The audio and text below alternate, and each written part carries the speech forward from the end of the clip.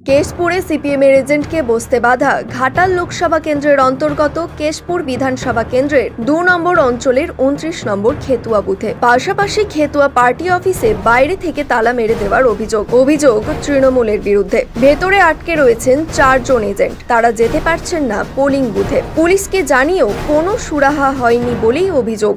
আমাদের অভিযোগ মূলত আমাদের আজকে পার্টির এজেন্ট পক্ষ থেকে এজেন্ট থাকার জন্য আমরা কালকে রাত্রিতে অফিসে ছিলাম, তার প্রস্তুতি নিচ্ছিলাম এজেন্ট থাকার জন্য। তখন রাত্রি ৯টার পর থেকে তৃণমূলের বাইক বাহিনী, গুন্ডা বাহিনী সহ প্রায় ৭০-৮০ জন লোক আমাদের এজেন্টদের বাড়িতে গিয়ে বাড়ির লোকেদেরকে ধমক চমক এবং আমাদের পার্টি অফিস চত্বর ঘেরাও করে রেখেছিল। তারপরে কিছুক্ষণ পর আমরা বারে আনন্দপুর থানার ওসি এবং এই ঘাটাল থানার যে আইপিএস অফিসার আছে তাকেও আমরা ঘাটাল লোকসভার যে আইপিএস অফিসার আছে তাকেও বারে ফোন করার পর রেসপন্স কোনোভাবে পাচ্ছিলাম না। অনেক কষ্টে একটু কমপ্লেন করার পরে রেসপন্স কিছুটা পেয়েছিলাম।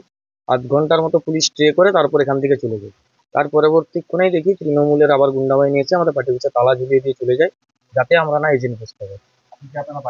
এখন বাইরে বেরোতে পারছি না, তালা ঝুলিয়ে নেওয়া। খেতুয়া পার্টি অফিসে সিপিএম এজেন্টদের আটকে রাখা ও বসতে না দেওয়ার সাথে তৃণমূলের কোনো যোগ নেই বলে দাবি কেশপুর ব্লক তৃণমূল কংগ্রেসের সভাপতি প্রদ্যুৎ পাঁজার। তার বক্তব্য, রাজ্যের মানুষ উন্নয়নের সাথে আছে, এখানকার মানুষ সিপিএমকে প্রত্যাখ্যান করেছে। নিউজ আজ বাংলা, ঘাটাল।